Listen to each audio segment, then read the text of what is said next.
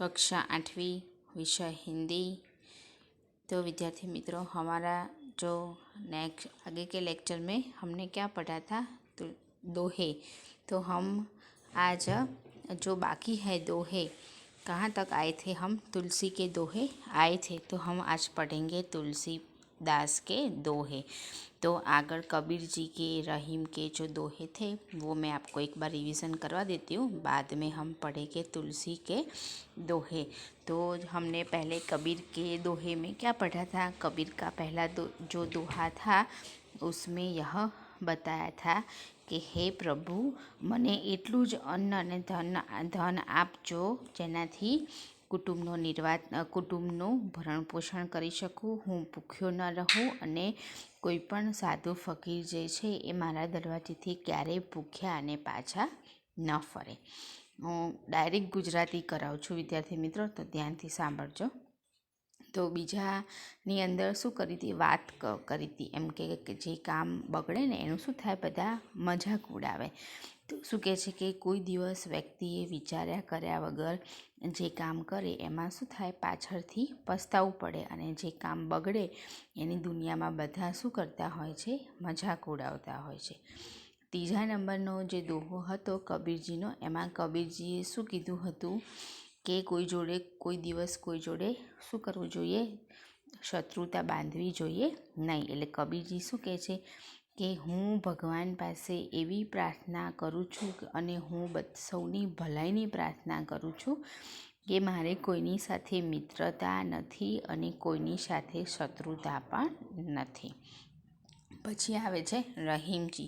तो रहीम जी के दोहे में क्या बताते हैं हमको, रहीम जी के दोहे का जो पहला दोहा है उसमें क्या बताते हैं रहीम जी શું કહે છે કે ક્યારે રે બીજા પાસે એ માંગવા જાય છે તે માણસો કેવા હોય છે, મરેલા હોય છે, પરંતુ તેમનાથી પહેલાં તે લોકો મૃત્યુ પામેલા છે કે જેઓ માંગનારને પણ કંઈ આપવાની ના પાડતા હોય છે.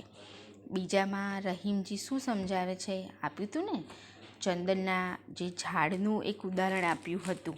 તો ચંદનના ઝાડનું ઉદાહરણ આપ્યું હતું, એમાં શું કહે છે રહીમજી કે જે ઉત્તમ સ્વભાવની વ્યક્તિવાળા ખરાબ જે માણસોની સોબતની અસર પણ ખરાબ અસર પડતી નથી. તો કે ચંદનના વૃક્ષ ઉપર જે સાપ વીંટળાયેલા હોય છે એમનું વિષ છોડે છે, ક્યારેય વિષ છોડતા નથી, ઝેરીલા જ રહે છે.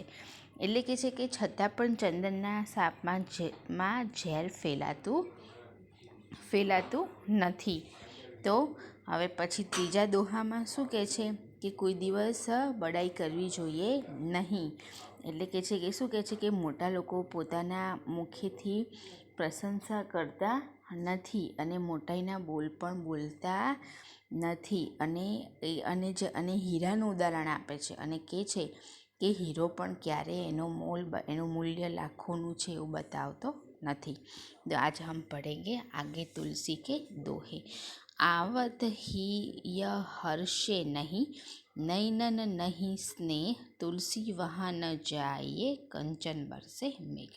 એટલે તુલસીદાસજી શું કહે છે કે તમને આવેલા જોઈને જે ઘરના લોકોના મનમાં આનંદ ન થાય ને, જેમની આંખોમાં સ્નેહની ભાવના ન વરસે ને, એવાના ઘેર કદી જવું જોઈએ નહીં. ભલે એ લોકોના ઘરે કંચન બરસે, એટલે એ લોકોના ઘરે સોનાનો વરસાદ વરસતો હોય ને તો એવાના ઘરમાં જવું જોઈએ નહીં. જે લોકોના ઘરે જઈએ અને આપણને જોઈને મોઢું બગડી જાય, એ લોકોને ગમતું જ ન હોય, તો એવાના ઘરે આપણે જવાય નહીં. કેમ કે આપણે જઈએ ને એ લોકોને ગમતું જ ન હોય, ભલે એ ગમે તેટલા પૈસાવાળા હોય. એટલે કે છે કે લોકોના ઘરે સોનાનો વરસાદ વરસતો હોય ને તો પણ એમના ઘરે જવાય નહીં. વિદ્યા ધન ઉદ્ધમ બિના, કહો જુ પાવે કોણ, બિના દુલાએ ન મિલે, જો પંખા કો પણ. એટલે શું કહે છે એ તુલસીદાસજી શું કહે છે કે પરિશ્રમ કર્યા વિના વિદ્યારૂપી ધન કોણ પ્રાપ્ત કરી શકે? એટલે કે જો આપણે મહેનત જ ના કરી હોય તો કોઈ આપણને સફળતા મળે ન મળે. એટલે કે છે કે સફળતા પ્રાપ્ત કરવા માટે મહેનત કેવી છે? જરૂરી છે, બરાબર ને? આપણે ક્લાસમાં પ્રથમ નંબર લાવવો હોય તો મહેનત કરવી પડે, વાંચવું પડે, સારા અક્ષર કાઢીને લખવું પડે. પરંતુ જો આપણે એ મહેનત જ ના કરીએ તો આપણને શું થાય? મળે નહીં આપણને. એટલે કે છે કે મહેનત કરીએ તો જ આપણને સફળતા મળે. એટલે કે છે કે હાથ હલાયા વગર તો પંખાની હવા પણ મળતી નથી. આપણે પંખાની હવા ખાવી હોય, બરાબર? હાથનો જે પંખો હોય છે એની હવા ખાવી હોય તો શું કરવું પડે? આપણે એને હલાવવો તો પડે ને. હલાયા વગર પંખો હવા આપે? ના આપે. એ તો તમે સીલિંગ ફેનમાં સ્વિચ ચાલુ કરો, બરાબર? પણ જે હાથેથી પંખો હોય એની તો શું થાય? હવા માટે હાથ હલાવવો પડે. અને ઘરમાં બી પણ કંઈ પણ કામ કરવું હોય તો હાથેથી કામ કરી તો થાય. ઘરે બેઠા બેઠા હુકમ કરીએ કે ચલો રસોઈ બની જાય, ચલો કચરા પોતા થઈ જાય, કપડાં થઈ જાય, બેઠા બેઠા હુકમ કરવાથી થાય? ના થાય. એટલે કે છે કે મહેનત કરવી પડે. સફળતા મેળવવા માટે હાથ હલાવવા પડે, બરાબર? તો આ विद्यार्थी मित्रों, हमारे जो तुलसी के दो दोहे थे तो मैंने आपको वो समझा दिए. आज क्या करें कि घर पे तुलसी के दोहे समझेंगे, उसका गुजराती ट्रांसलेट करेंगे, शब्दार्थ लिखेंगे और बाद में आता है स्वाध्याय. तो स्वाध्याय के प्रश्न है, ध्यान से सुनिए. पहला प्रश्न है, कबीर साइंस से कितना मांगते हैं? कबीर साइंस से इतना मांगते हैं कि बहुत संग्रह करना उचित नहीं समझते. भगवान को इतना ही कहते धन मांगते हैं कि जिनका परिवार का निर्वाह के लिए, लेकिन परिवार के लिए खाना खा सके, कोई भूखा न रहे और दरवाजे पर आया हुआ कोई साधु संत फकीर भूखा न जाए, और अधिक की इच्छा नहीं करते. बिना सोचे कार्य करने से क्या होता है? बिना सोचे कार्य करने से कार्य बिगड़ जाता है, पछताना होता है. इतना ही नहीं, दुनिया में सब लोग हंसते हैं और तरह तरह के ताने मारते हैं, मजाक करते हैं. इसी तरह हमें बिना सोचे समझे कार्य करना चाहिए नहीं. तीसरा प्रश्न है, चंदन और भुजंग के उदाहरण द्वारा रहीम क्या कहते हैं?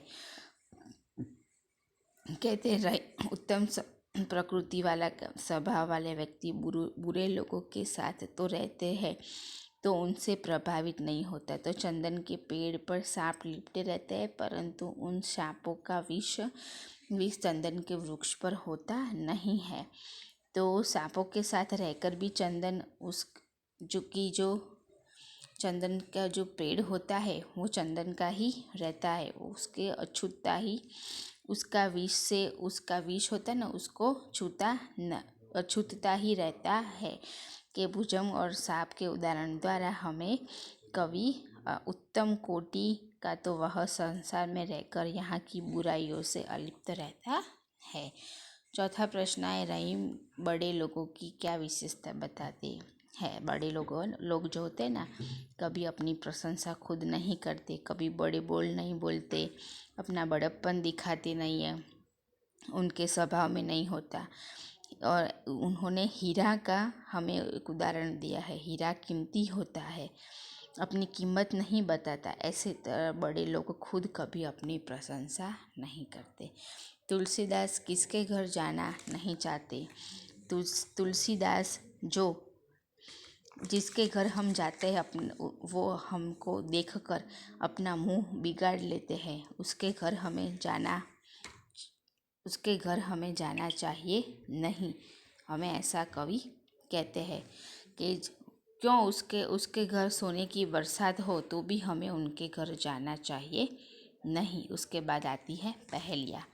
तो पहेलियाँ लिख सकते हैं ना पहेलियाँ आप? तो लिख सकते हो तो लिख देना पहेलियाँ.